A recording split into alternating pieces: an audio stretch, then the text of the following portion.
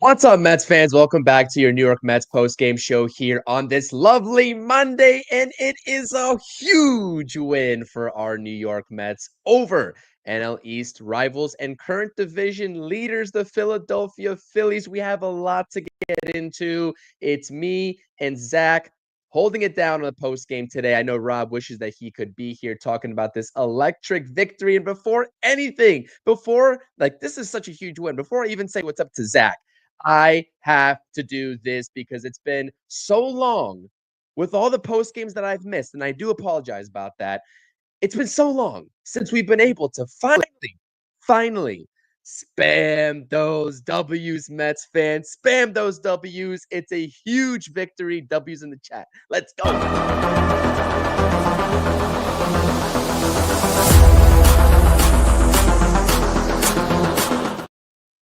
Let's go, baby. Let's go, Zach. Officially, how are you doing today?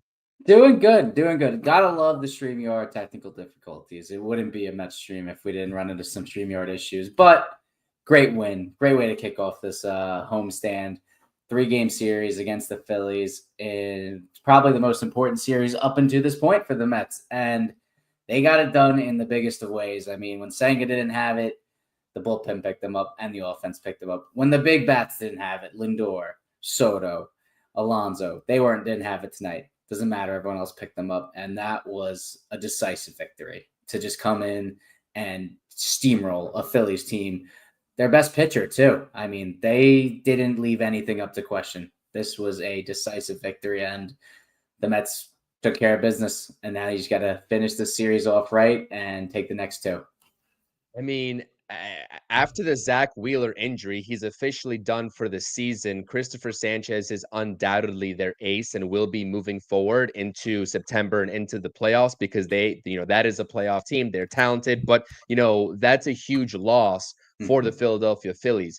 And obviously this is a Mets post-game stream. We talk about the New York Mets and not the Philadelphia Phillies. But yeah, I mean, Christopher Sanchez, when was the last time that they said in the broadcast that he did not reach a complete 6 innings pitch in a start? I think it was the first time, and I think something like 10 plus starts for him. The booth was saying, I didn't quite catch the number, but absolutely ridiculous performance by this offense, Zach. An offense that has been hot. They've been surging. And I will be the one to say, I hope that they save some runs for tomorrow because we've seen this perpetually from this Mets team, especially in that Braves series when they, hit 6 home runs in the middle game and then they go out there and only score 3 and lose in brutal fashion to not complete the sweep before this series. But really, really electric performance. And don't worry, we're going to get into the pitching side of things here. We're going to get into Kodai Senga and what this start could potentially mean and what Sean Manaea's start tomorrow in tomorrow's game, as you see the probable starters here underneath me, could potentially mean for any prospects coming up for these two pitchers for the Mets, Senga and Manaea. But we have to talk about the offense. I forgot what they finished because I know they had a couple of hits after. I think Keith said this on the broadcast. At one point, they were 10 for 17 with runners in scoring position. 10 for 17. And listen, we'll talk about the individual performances. I have the box score. We'll post it here. I mean, we have to talk about Mark Vientos and him heating up. Luis Torrens ties a career day with 5 RBIs. He was absolutely huge. And like you said, the bottom of the order. It wasn't really so much the top of the order. Lindor was the only guy in this lineup not to get a hit. He went 0 for 6 with 3 Ks. But the entirety of this lineup, the bottom of the order, whether it's Mark Vientos, whether it's Brett Beatty as of recent, Luis Torrens today, they've been getting the job done. And Mets fans, if you are watching this over on YouTube, if you're watching over on X, come over to YouTube and vote in the live chat poll. Who is your Mets player or players? Because one of the options is the bullpen. They were lights out today after Kodai Senga for the New York Mets. Who is your player of the game, or I guess the unit of the game? I want to hear your thoughts and opinions in the live chat, and obviously vote in the live chat poll. And before you get further into this stream, as always,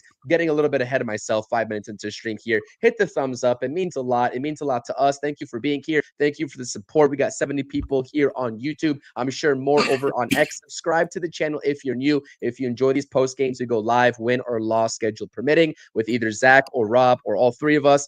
make sure to go ahead and subscribe to the channel and not miss any content out the rest of the way of the season, right? And hopefully into the playoffs, because we hope and we think the Mets will get there. And also make sure to follow Zach on X at Sunny Days Zach. Let's take a look at the box score, shall we? Like, let's just take a look at how beautiful this box score is, Zach. Top to bottom, I mean, really outside of Francisco Lindor, who was looking to extend his hitting streak, but was unable to do so today. He takes the over. But everybody else, I mean, the top of the lineup produced, a hit apiece from Soto, Marte, Alonso. But when we're really talking about premier production, I want to start this stream out by talking about Mark Vientos and what he's really meant to this team ever since that final game against the Seattle Mariners to secure the series win. He has been absolute nails for this team offensively, and it's been a struggle-filled season for Mark Vientos, and everybody knows it. He knows it. The team knows it. At one point, we didn't see him start a game for 4 to 5 games, and we were wondering if this was the end with Brett Beatty coming into form in August. And Mark Vientos said, no, listen, you saw what I did last season when I was given the opportunity. You saw what he did in the playoffs as well in 2024, had a historical run in terms of New York Mets franchise history in the playoffs. Mark Vientos is officially here, and this lineup needed him to figure it out in the biggest way possible, and he has, Zach. He's looked awesome. Oh, he's been clutch, and he's everything. He's been everything we wanted at the beginning of the season. That 5-hitter or that 4-hitter to give Pete Alonso protection, something Pete Alonso really hasn't had all year, and to continue the streak of hot hitting is just great to see. And it's not all; it doesn't always have to do with the long ball. It has to do with putting the ball in play. 2 doubles. He drives in at, what was it, 2 or 3 runs tonight. He scores once. I mean, this is someone who needed this in the worst of ways. Vientos needed to break out of that slump and just kind of prove to himself and everyone else that he could do this, and he truly has. He's come through big for this team when they needed him most. And if this is the Vientos we're getting for the rest of the season, I have no qualms with starting him at third base at DH. I mean, the Mets are right now going to find themselves put themselves in a tough position trying to figure out who to play at these positions. I mean, Vientos has been great of late. Marte's been great. Brett Beatty, Jeff McNeil, all 4 of these guys have been great. And you only have 3 positions to play them at. I mean, there's even probably thought by some Mets fans of benching Nimmo or playing him more sparingly and playing Marte in left field. I mean, given what he's done over the past, few weeks. So the Mets are in a good spot when the bottom of their order is carrying this team. I mean, any lineup would be, but especially the Mets with who you have at the top of that order. You have Lindor, who was the number 2 in MVP voting last year. You have Juan Soto, who's a generational talent. You have Pete Alonso, who's probably the best home run hitter in the sport outside of Aaron Judge. This is a deadly 1 through 3, and if the bottom of the order can continue to play like this, I mean, you only expect the top of the order to get the job done, sooner or later and really come into form. This is a lineup that might not give you any breaks from 1 to 9, from one through 9. And on top of that, you got some good news today. Some more impactful than the other, but we'll start with the more impactful. Francisco Alvarez was out there taking batting practice and is going to go on a rehab assignment. So the hand is good enough to hit the baseball. It's just a matter if he can receive and throw the ball. If he can get through that, this is someone that could probably tough this out and make it through a playoff push and then hopefully playoff run. So not only are we getting him back, but Jose Siri is going out on assignment, whatever you want to make of that. But that's besides the point. It's good to see Alvarez out there hitting the ball and at least show that hopefully that this hand injury isn't something that is going to be a concern going forward. If it's just the fact that he's going to need surgery to repair the ligament, it's not going to cause any lasting damage or any lasting pain for him, so be it. It's a flash in the pan, whatever. If this is something that could cause some further damage, I say it's not worth ruining a career over this season, especially if Torrens can keep hitting like this. So we'll see what happens there, but some good news on that front. Yeah, I was actually really shocked to hear that. In the broadcast, and they were talking about Alvarez not only taking swings, but taking convincing swings in the pregame, like full-on swings. So that's a very short turnaround since the injury. And That's good news. But again, I agree with your sentiment. If something doesn't feel right with Alvarez, you cannot risk anything long term with that. Absolutely. So we will continue to monitor that situation and also Jose Siri. I don't know what the Mets are going to do in the outfield with the addition of Cedric Mullins, who's looked okay as a New York Mets so far. And Tyrone Taylor's also just hitting the ball extremely well as of the last couple of starts that he's gotten. So that is very helpful for Carlos Mendoza when he makes these outfield decisions through and through. And again, looking back at the box score, look at the bottom of the lineup. Tyrone Taylor is there with an RBI, goes 3 for 4, a walk, just getting on base and just being that, first of all, defensive force that this Mets team needs. And you go back to that point where Rob and I both talked about it on the pregame a couple days ago. Actually, it was just yesterday on the pregame.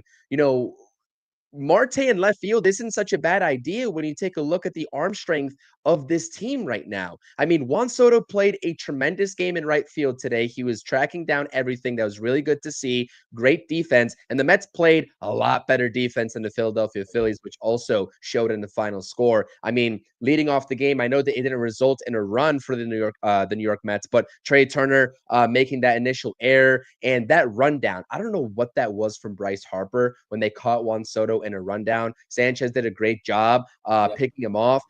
First of all, you talk about a late throw to Bryson Stott, just holding on to the ball too long. You're also talking about just a terrible angle because Stott is on the inside of the base path and Harper is just running Soto down on the outside. So he has to throw above Juan Soto's head. That is basic fundamentals if you're a little leaguer, right? Oh, yeah. Let alone high school, let alone the major leagues. That is basic fundamentals. And the Phillies defense, who's always been like kind of uh bad, right? Let's, for lack of a better term, not fundamental, definitely showed their lack of fundamentals in this game. Now, that didn't really matter in the grand scheme of things when you take a look at 13 unanswered runs for this Mets offense, because they were just hitting the baseball very well. And I'm noticing more at bats ever since, really, I go back to that Brewers series where I was present for that Friday night game in Milwaukee and just that series in general. I know that they got swept. I understand that.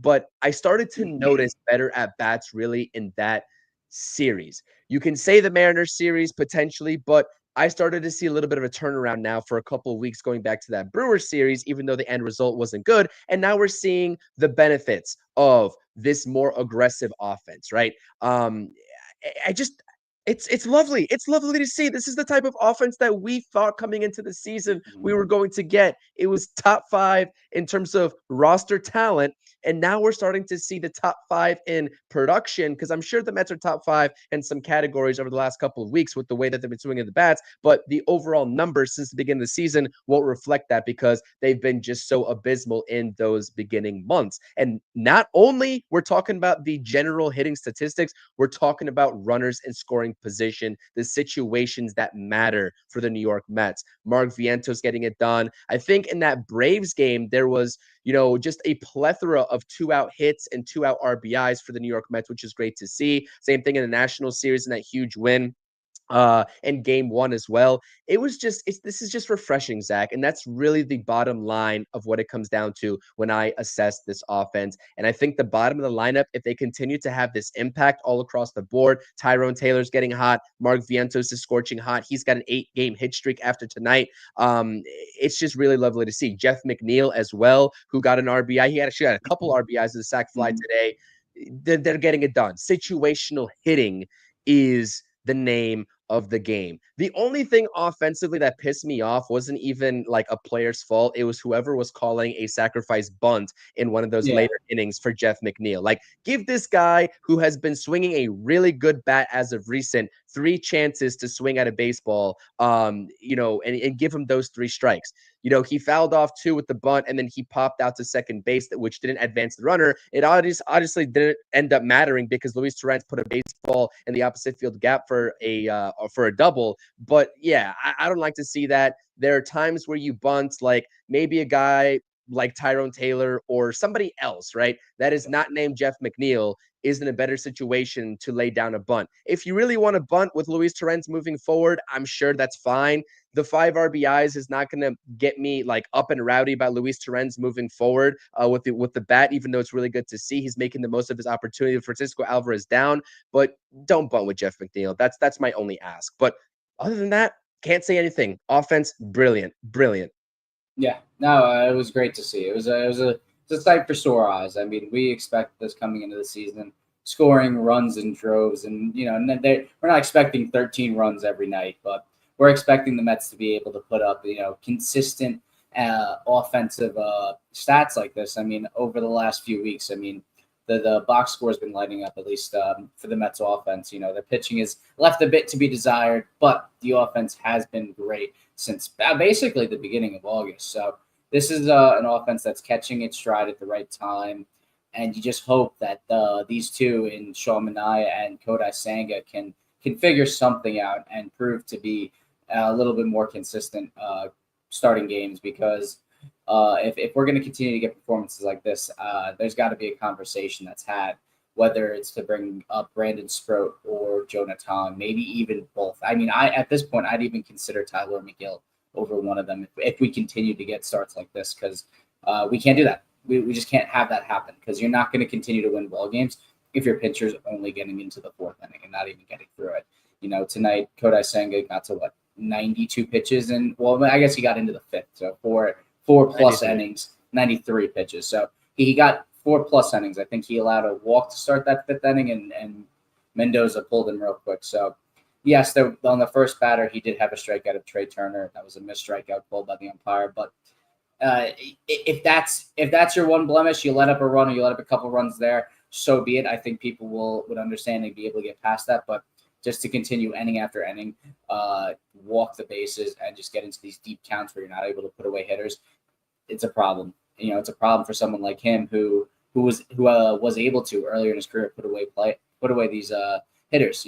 Maybe he would walk a few more batters than you would like in a game, but he had that put out pitch. He has not had it at pretty much at all this season. I think there's a handful of games where you could say he actually looked dominant out there. Otherwise, he's been kind of playing to his defense and just kind of skating by and getting through 5 without allowing money more than a run or two. So it's catching up to Kodai Senga, and unless he figures something out quick, he's going to find himself in a position that many Mets fans and Mets personnel are going to be uncomfortable and maybe taking away his starting role come next season, maybe even as soon as the end of this season.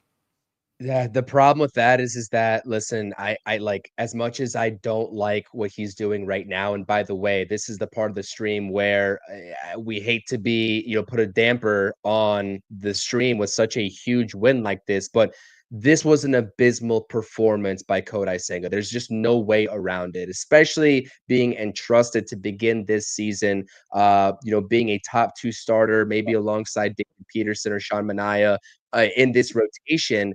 You cannot have this down the stretch. And I understand the injury happened, but he's had plenty of time, in my humble opinion, to acclimate and get back on track. And he just simply has not. And we cannot continue to get these types of performances.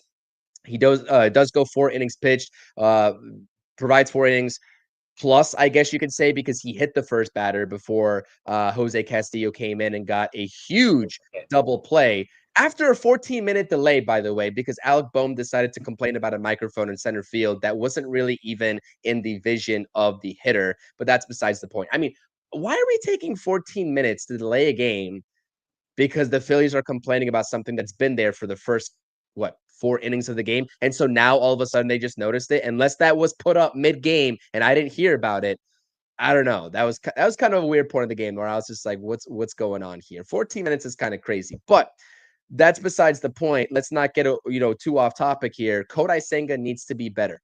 This line is unacceptable. 4 innings, 93 pitches. The inefficiency was sky high. 3 walks in this game. The pitchers for the Mets, David Peterson, last outing in game 3 versus the Braves, also had 4 walks, which contributed to him leaving the game before he reached 6 innings. And it's just I don't know what to say anymore. This has been a perpetual problem for the Mets starters. Now, what I will say, as crazy as it sounds, and you wouldn't know it if you just looked at this final box score and the final line for Kodai Senga, I think he was becoming a little bit sharper as the start went on, because I looked at the first time through the lineup and I was just like, this is not good news. He's not fooling anybody. He's not getting swing and miss. They weren't chasing the ghost fork. And then in the second time through the lineup, then the Phillies were like, all right, they're getting a little bit antsy. I'm not sure why, because if they held the same strategy, they would have put up more than 3 runs, even before Kodai Senga left the ball game. But they started to become a little bit more antsy. He started to get a little bit more swing and miss on the ghost fork, but you just can't have that happen, man. Thankfully, Thankfully, the Mets bullpen got the job done. I mean, Jose Castillo earns the win. Huge, huge performance from him coming in after that leadoff hit by pitch to JT Realmuto to get the double play and then the final out after the delay. I mean, everybody across the board. Brooks Raley was huge in this game and really good performances. I think the bounce back performances or performance, because I don't even know what to expect from Ryan Stanek moving forward. We've just seen too much up and down from him, although he did post a pretty decent inning with only 1 walk given up. And I'm saying only 1 walk, like that's an accomplishment. But Ryan Helsley was the guy that the Mets really needed to get this type of performance out of him tonight. And so awesome to see the dugout with Ryan Helsley in a blowout game. The dugout was just so happy for him. Everyone's giving him high fives. And even the booth was like, that's unusual for a team to do that in that type of situation. But everyone knows how important he is to this bullpen. And everybody loves to see that because they want to start seeing more of that. And hopefully he can carry that momentum. But going back to the conversation surrounding Kodai Senga, I made a video about it actually earlier today, released around 5 p.m. I linked it in the description down below for you all to check out after the stream. But just talking about how this series, I think, is going to be the make or break decision point for the Mets and their decision on Jonah Tong, really. Because if they get a sense, I'm not confident with Kodai Senga going into the bullpen and being a impactful arm as much as a guy like Sean Manaea, because I think Sean Manaea is a lot more suited to be that for the Mets if they choose to go down that route. But and that's just a testament to how much I don't trust Kodai Senga, because it's not like Sean Manaea has been great either. I just trust him more at this point. So I think Kodai Senga to the bullpen would be a mistake. But at that point, what do you do with him? Because this is the first time in a while that he's pitched on regular rest. Historically, we all know this. He has not been good on regular rest, but even with the proper rest that he needs, he still hasn't looked good for the large majority of the season after the injury. So that begs the question of what do you do with Kodai Senga if you're not comfortable moving him to the bullpen, but he's also producing these types of starts?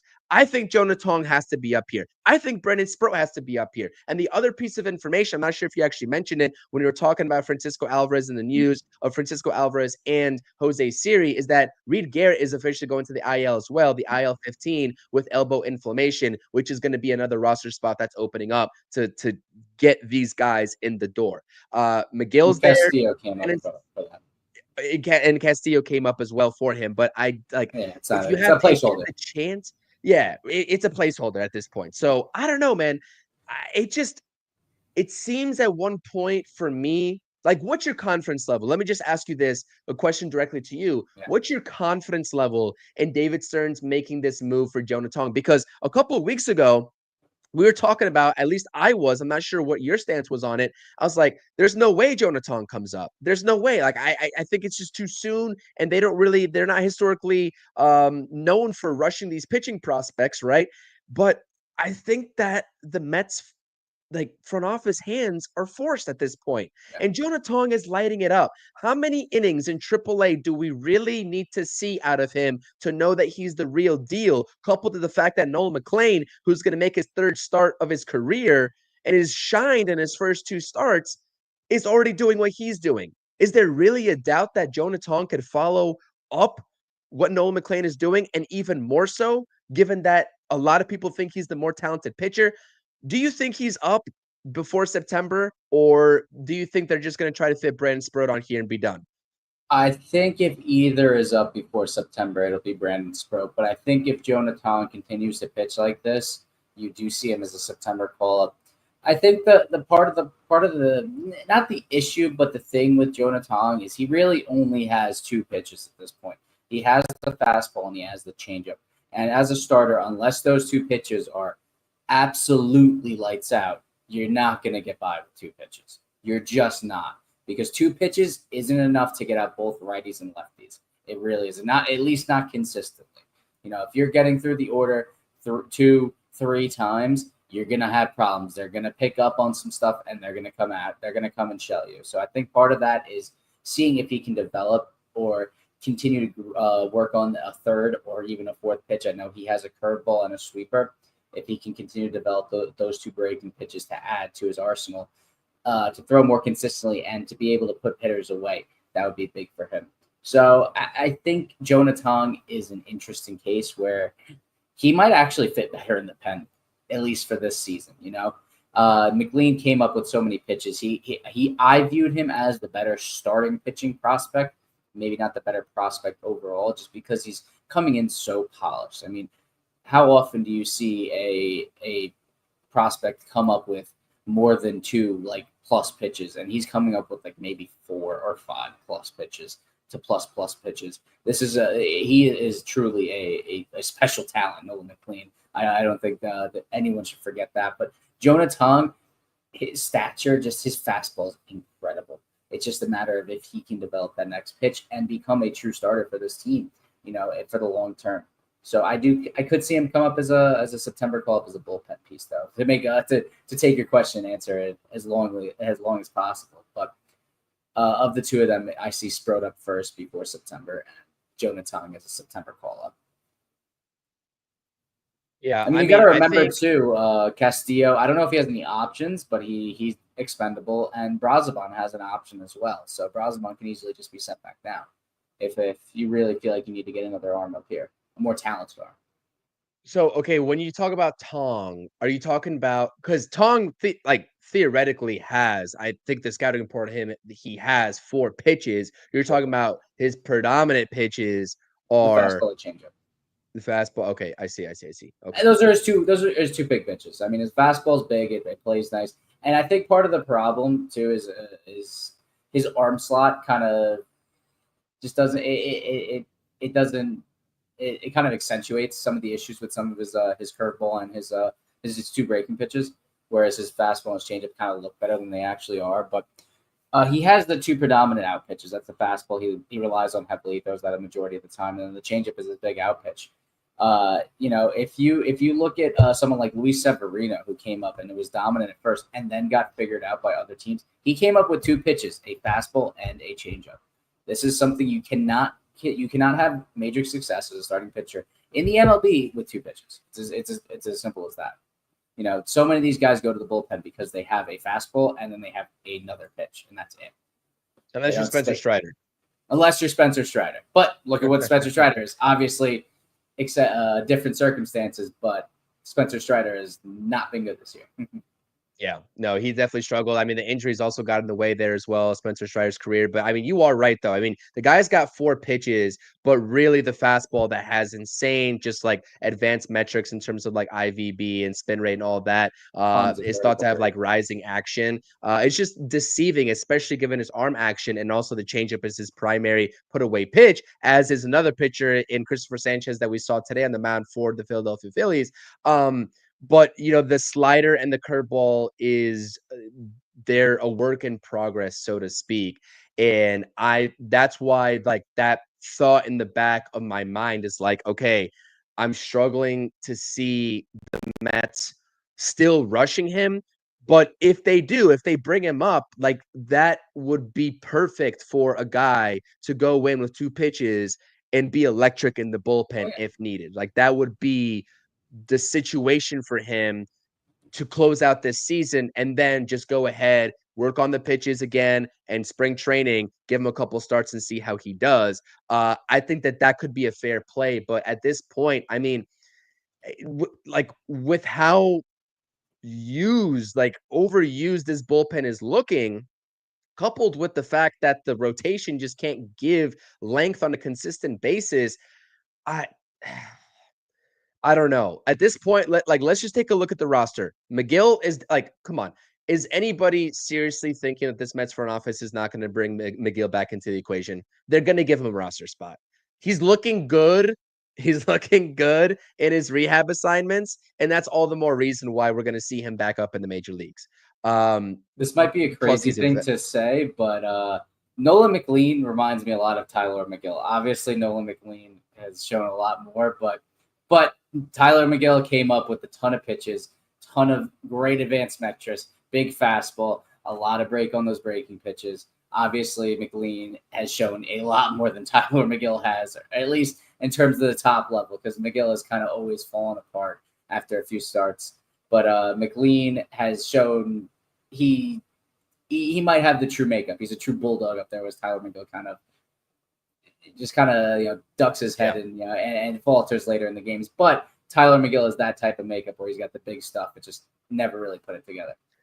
So Kenny's asking, where do you think McGill fits in, though? Because I think I agree with you and what you said earlier in the stream that they're probably going to stick him in the back end of the rotation when he comes up, and I think that's what they're going to do. It's never worked in the pen. Never worked in the pen, and I think as someone that has never truly worked in the pen, I don't think you can just shove him in there in a pennant race. If they wanted to truly turn him into a reliever, they got to do it in spring training and commit.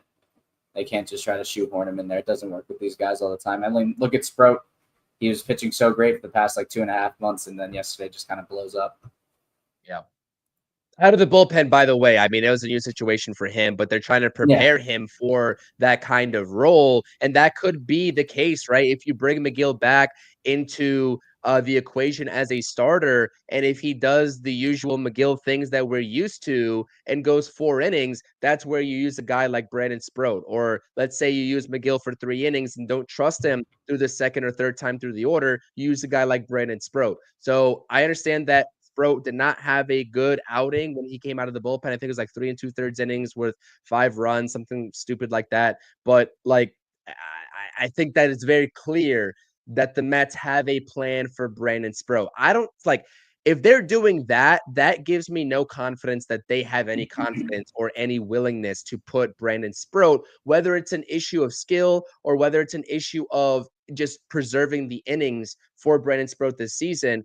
I just don't see a way where Brandon Sproat comes up and is a rotation starter. I mean, unless you think differently. So if we're saying this, if we're saying that Jonah Tong is the perfect fit for the bullpen and Brandon Sproat's also the perfect fit for the bullpen, I mean, let's think about roster wise. Is that going to be enough roster spots with McGill coming back as a starter to even fit 3 of these guys onto the roster?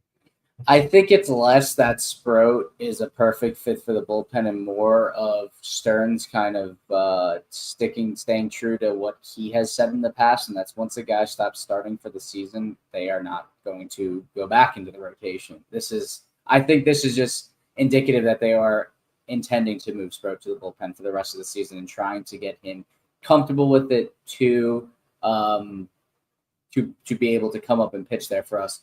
I don't necessarily know if Tong is coming up. I'm not saying he was. I would say that he would. What my point is I think that's where Tong would fit best now. And I also think if Tong was to come up, he would be the September call-up, and Sproat can come up before then. Unless something really happens, I don't really see Tong coming up this year. I really just don't. There's been so much smoke surrounding the baseball media, maybe not necessarily the New York Mets, but the baseball media from SNY, the New York Post, and all these other media outlets talking about Tong, and that's all I'm seeing is articles being thrown out. Not even talking about Sproat, they're like to hell with Sproat. We're talking about Jonah Tong. And I'm just curious if the Mets make that move. I still have my reservations. I think the chances are greater than they were last week, but I just don't know. Maybe they do take a chance on him in the rotation, even with the 2 pitches and the developmental other 2 pitches. Maybe they're like, okay, the first time that the major leagues and these teams are going to be seeing Tong, and maybe he can use that to find success for at least the rest of the season. And then we'll adjust in the offseason. A little bit risky to do if you're an organization doing that to a young pitcher. But there's just so many moving parts to this. But the first domino that would have to fall is their commitment to either Senga or Manaya and the bullpen. And like we just mentioned, I think we both agree of those two guys, Manaya is probably the most likely and has the better makeup to be an impactful bullpen arm than Senga. Because the last thing I want to do is have Kodai Senga go out there in the bullpen in a close game and walk the first batter and give up a run, because that's what Senga does. I mean, this guy's walk rate pisses me off. Like I'm not gonna. I like Senga's genuinely infuriating me right now. I'm sorry, because I'm a Kodai Senga fan. I always have been. I've No, always I given this agree. guy the benefit of the doubt. If you listen to any of the streams that Rob and I both do, Rob is always like Senga this, Senga that, like the hell with Senga. I'm always like, give the guy a break. He's shown flashes of brilliance. He was having a really good season to begin the season before Pete Alonso's errant throw, but this we can't keep having this. So I'm like, my hand is forced, and I have to talk about Senga in this manner when I don't want to. Like the guy's talented, but we can't have these outings. And so, No. yeah, I don't know, man. I don't know. It's infuriating. I hope.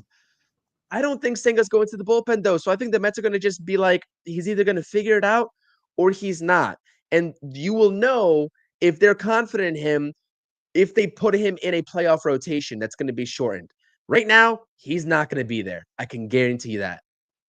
Right now, it's you look at Pete in the wild card series, it's gonna be Peterson game one, it's gonna be Clay Holmes game two, and it's gonna be Nolan McLean game three.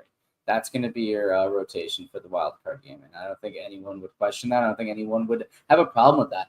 And like you said, Manaya is better in the bullpen, not because his stuff necessarily would play better in the bullpen, but because of the loose bodies in his elbow. I mean, he has lost something on his fastball. You know, his fastball's down probably at least 2 miles an hour this season, where he could probably touching 95 at sometimes last year, and now I don't think I've seen him touch anything higher than 92.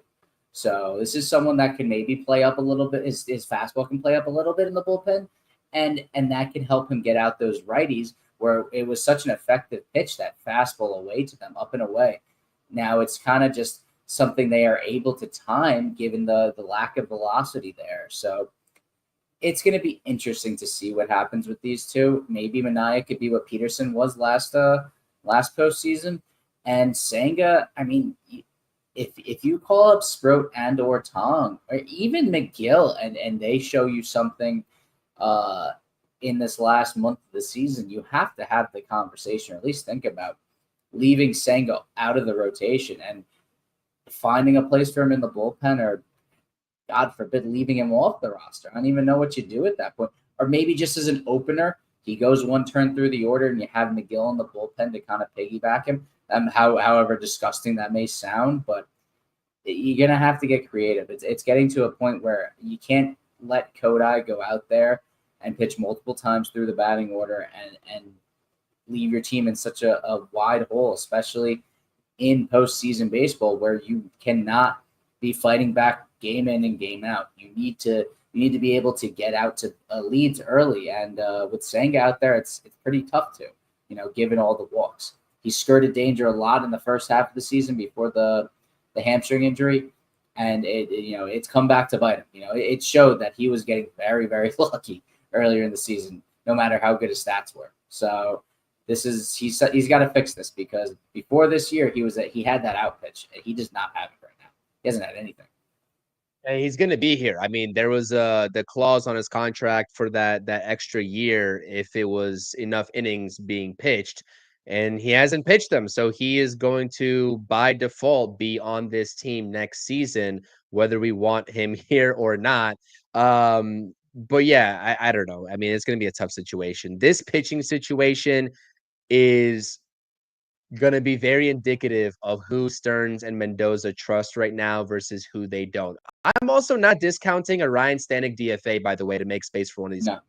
I don't think like there's clear distrust of Carlos Mendoza in the way that Stanek has been utilized in these garbage time situations, and that's really it. Like it's mind-boggling. So I also just would not be surprised if you see Ryan Stanek as DFA'd in the near Well, future, and I'll just say come that. Yeah, come September 1st, outside of Stanek potentially getting DFA'd, you have 3 roster spots open for the pitching staff, specifically for the pitching staff. Brazaban can be optioned, and I don't think that's something that the Mets should rule out. I think I like Brazaban as a reliever, but given what the Mets need, he might not be the best fit for the Mets at this moment in time for the rest of the season. Garrett has an option left, and he's on the IL. God knows if he's going to – they said they expect him to miss the minimum. It's an elbow injury. Do not expect that. If he misses the minimum, great, good for him. I don't know if it's necessarily good for the Mets at this point, but good for him.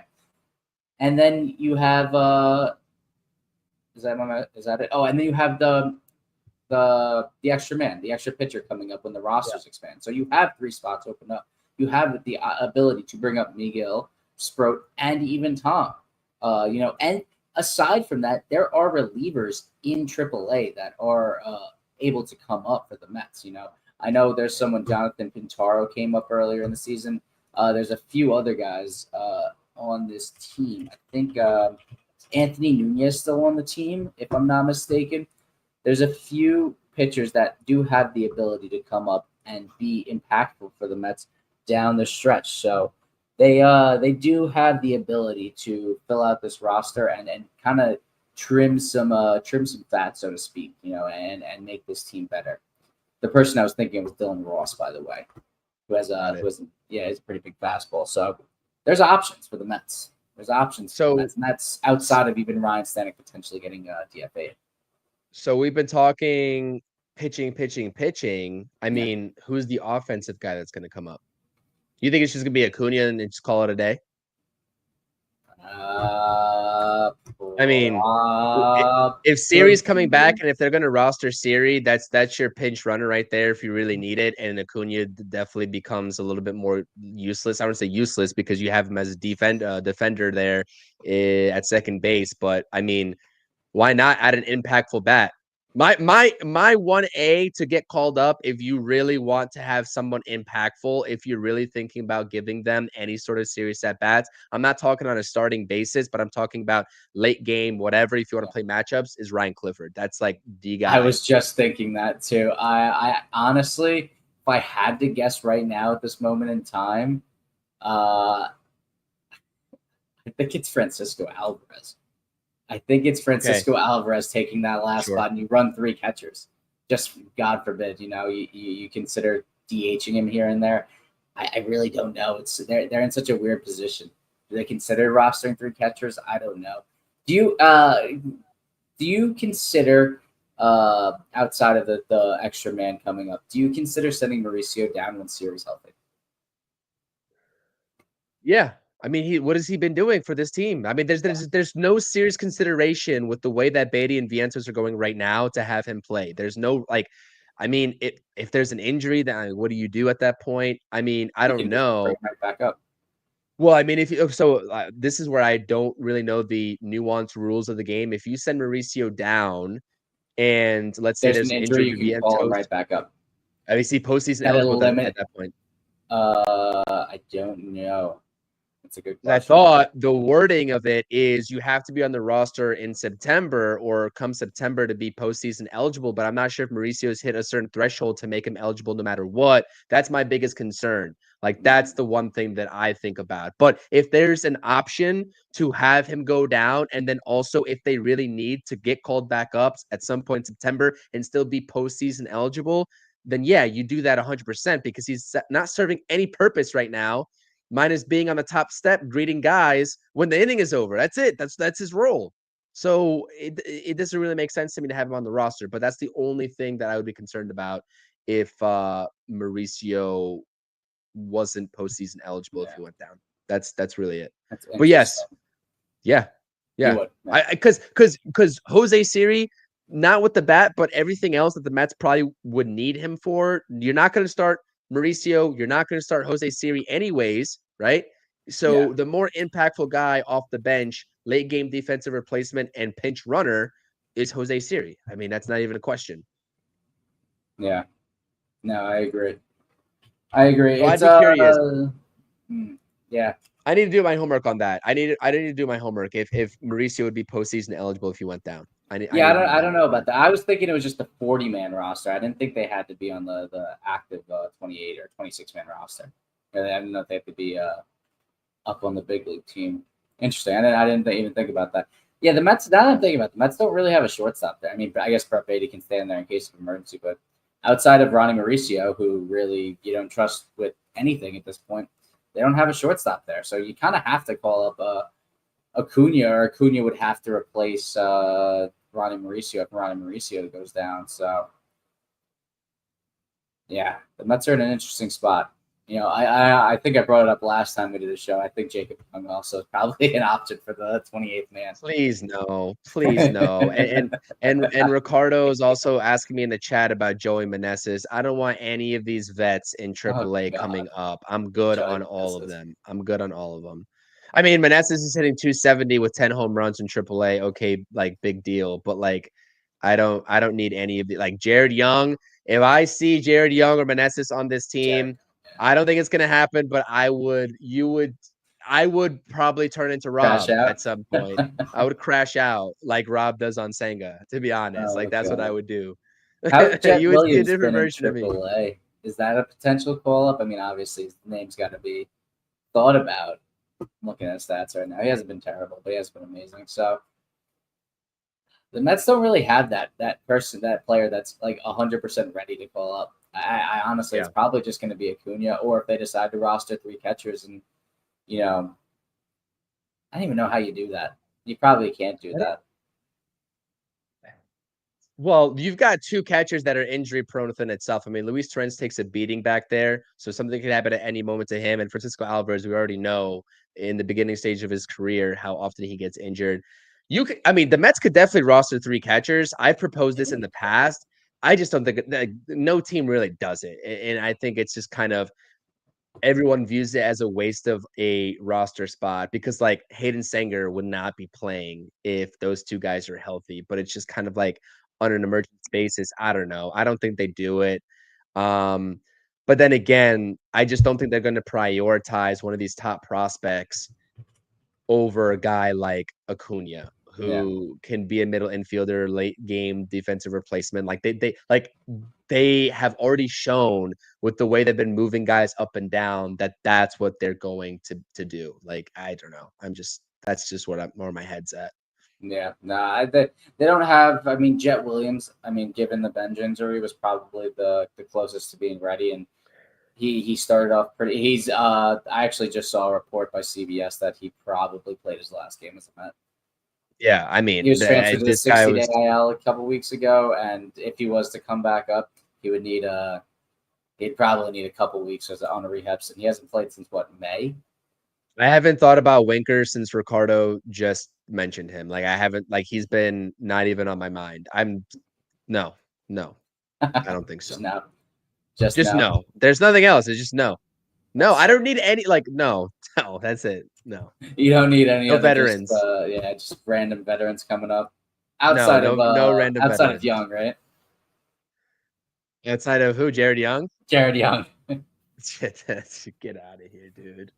You know I he's don't gonna be the know, one that man. gets called up now, He's just not because. coming up, man. Well, it could be for the same very reason why we're talking about Ryan Clifford. If they could just be like, all right, He's here's the Jared lefty. Young. Yeah, just another lefty bat to have. I will make a stand-alone live stream if Jared Young is the offensive September call-up. I will make a stand-alone live stream. I'll take Luis Angel Acuna over Jared Young in a heartbeat. And Acuna has done nothing this season for us. So Oh, I agree. yeah, that's where I'm at. But Also, anyways, Ryan yeah, Clifford's on the inactive list, the temporarily inactive list. I don't know what that means. I just looked. interesting. Yeah, as of Saturday. So Well, I don't know what he that means. also just recently blasted 2 home runs, both Oppo in the same game in AAA. Yeah. Next game inactive list. So I don't know if he's injured, something happened, Yeah. bereavement or something. So who knows? It's very hush hush if something happens in the minor leagues. Like you briefly hear about Yeah. someone getting injured, maybe making going to the IL, and then you really don't hear anything unless it's serious, then you just see a video of them in the game. You're like, oh, how long's he been up? And it's been a week and a half since they got reinstated. So Yeah. who knows what's going to happen there? But yeah, at the end of the day, it's probably just going to be Acuna, and then probably Acuna and McGill at this moment in time as the September call-ups. I think it just kind of lines up the best. Well, outside of the roster, I don't want to distract Mets fans that are listening to this live stream right now. There's a lot of roster moves that are going to happen one way or another, whether it's Jonah Tong or not, whether it's Brandon Sproat or not. The roster is going to shift a little bit, whether it's impactful or not. It should be impactful with the way this team has been looking. It should be impactful, and that means Jonah Tong and Sproat or both. But this roster, there's some decisions that will need to be made, but do not let that distract you from the fact that the New York Mets just put an ass kicking on the Philadelphia Phillies, which is why we're on this stream to begin with. Look at this. This is like one of my favorite memes going back to last season. Look at Vientos. And I took that personally. Oh yeah, you wanted to trade me for Luis Robert Jr.? Sorry, Mark. I was me. I said send the deal in. I didn't care. Me too. But he Sorry. took that personally. He took He that took it very personally. And that's what I love to see, man. I would love to be wrong. And I'm happy that I am wrong about Swaggy V. I'm happy that I'm wrong. I'm happy that he took it personally. That's what we want. Light a fire underneath these guys any way possible. It's awesome to see. And I just love this because I know that there's like some Philadelphia Phillies sports content creator outside of like Broads or whatever the guy's name is that's just screaming into a mic right now when they thought that they were going to start this series off hot. And I love it because like there would be Phillies hecklers in this chat right now if they beat us in this game. And with the post game tomorrow, because I'll be doing a post game tomorrow. I'm not sure if you're available or not. You're definitely welcome to join. But like, if we lose, I'm expecting Phillies fans to flood the chat. Like I'm already expecting it. But I'm happy that we were on the winning side. We can have some fun tonight, and maybe I'll spend the rest of my night just browsing through some Phillies podcasts, and maybe I want to watch the Phillies post game. I want to watch the Phillies post game. Those post games are hilarious. They were sending me into a laughing spiral early this season when they had a little bit of a cold streak. But I mean, at the end of the day, 13-3, 13 unanswered runs after the Kodai Senga start. This is a thing of beauty. Like if you look at any box score with the way this offense has been rolling, 21 hits in game 1 in Atlanta, 8 runs in game 1 in Washington, 6 home runs in game 2 in Atlanta, 13 runs with 15 plus hits, 14 hits in this game against the Phillies.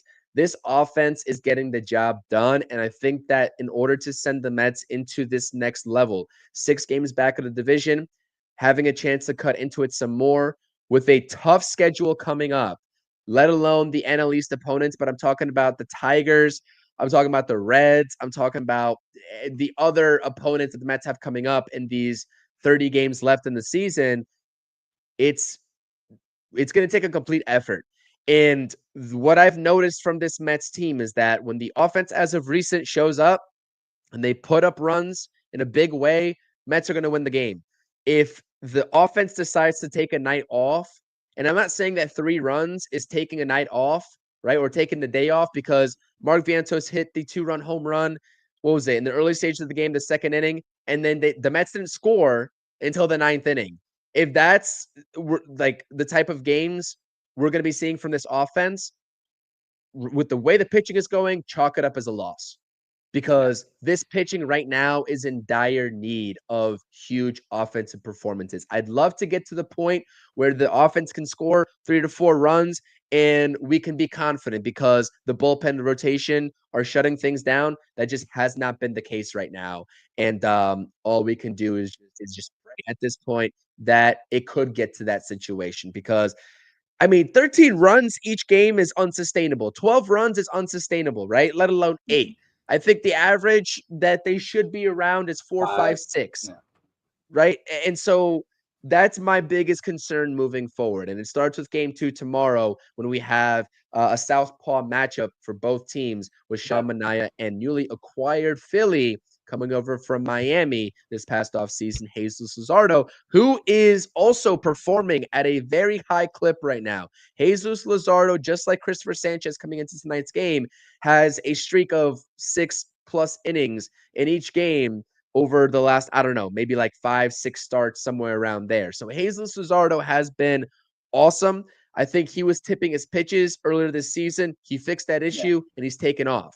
The ERA does not reflect what he's done over the past month plus of his season. And Sean Manaea, it's a tale of two tapes. Jesus Luzardo is getting things together, and Sean Manaea needs to get things together.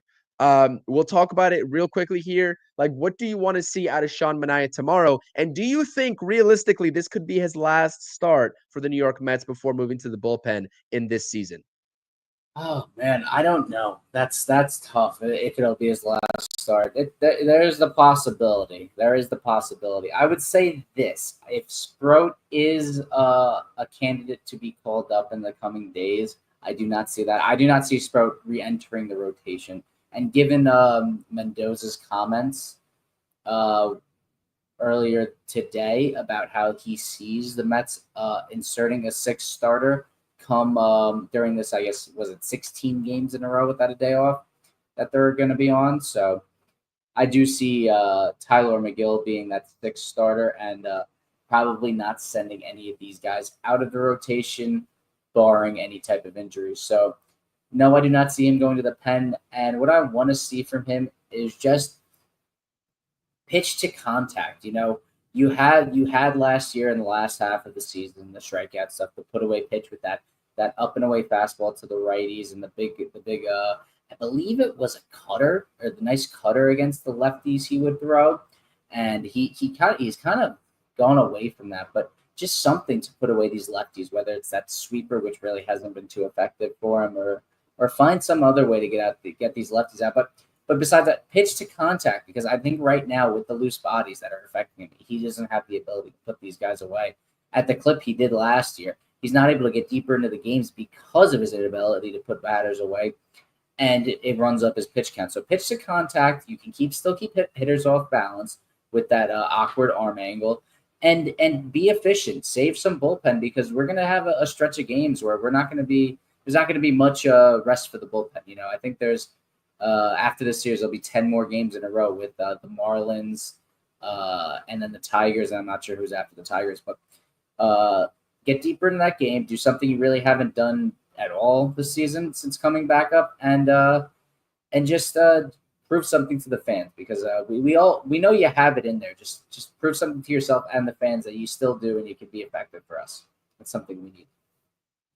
Yeah, and I think the other part of the stream before we log off here is exactly what President is saying here. An NLCS rematch, but more competitive. We're hoping that your Dodgers take care of business, and they are so far, as that game is in the bottom of the fifth and the Dodgers are up on the Cincinnati Reds, as it has NL wild card implications, and the Dodgers are also fighting for a division with the Padres neck and neck. We are hoping, President, that this is the case. Would love to see a rematch of last year, but there's a lot more competition, I would say, around the NL in order to make that happen. I mean, the Phillies, you got the Padres that have been catching fire. The Cubs are there in the first wild card spot. So big series to also monitor outside of Mets versus Phillies is Dodgers versus Reds. Thank you for the super chat as well. I definitely appreciate it. What were you going to say, Zach? No, that's about it. I want to see Manaea get through 5 innings without going through too much adversity. He's had stretches in games and stretches of the first 2 starts since coming back, or first 2 appearances rather, were very good. He looked dominant. He looked like he had these hitters off balance, but I think with the lack of velocity, they've kind of keyed in on that arm angle. It's been easier to time out that fastball. So you gotta kind of roll with the punches. They're coming at you. You got to figure something out to counteract what they've been doing to get you, given the lack of velocity right now. So figure something out, whether that's just pitching to contact, trying to hit your spots, or, maybe we realize it's just going to be a few innings of dominant baseball. Go out there, try to check out as many batters as possible and hand it over to a bulk man. I don't know. It's wishful thinking, but he needs to figure something out, because I do do see him in the rotation for the long term, and probably going to be, as of right now, our fourth starter come an NLDS appearance. Yeah. I mean, we'll see how it plays out at this point. There's going to be a lot of shuffling, or maybe there's no shuffling. Maybe we're just talking about this, and like you are saying, it's not going to be what we all think and expect it's going to be. And David Stearns is going to have a couple of days here before the calendar month of September hits to figure it out, and that's just the bottom line. But we will see you all for a show or two tomorrow. Pregame / postgame. I'm TBD for the pregame, but I think I could definitely do the postgame again tomorrow. It's Sean Manaea versus Jesus Luzardo. Game 2 in this crucial, pivotal, huge, whatever word you want to use for the New York Mets series at home in front of the home crowd. They were able to deliver. Hopefully they save some runs and hits for game 2 tomorrow. It's going to be another tough task against a very talented pitcher. Hopefully Sean Manaea also is ready to get things done and turn his season around. So I definitely appreciate everyone. I appreciate you as well, Zach, for joining me tonight. Yes, Keep smashing those thumbs up buttons. Make sure to smash those thumbs up buttons on this stream. Subscribe to the channel as well. And I'm going to take the final tally here. Excuse me if you hear. Okay, 60 votes officially in the poll for Mets player of the game tonight. I had a feeling this was going to be the case. I said Mark Vientos myself personally, but 45% of you all say Luis Torrens is your player of the game. Mark Vientos gets 33% of the vote. The Mets bullpen gets 13%, and Tyrone Taylor gets 8%. So Luis Torrens, by you all, the Mets fans, the viewers of this channel, have crowned Luis Torrens, who had a career night, tying a career night as player of the game. So I definitely appreciate it. Thank you all for everyone participating in the live chat. See you all tomorrow, and let's go Mets. Peace. Let's go Mets. Peace.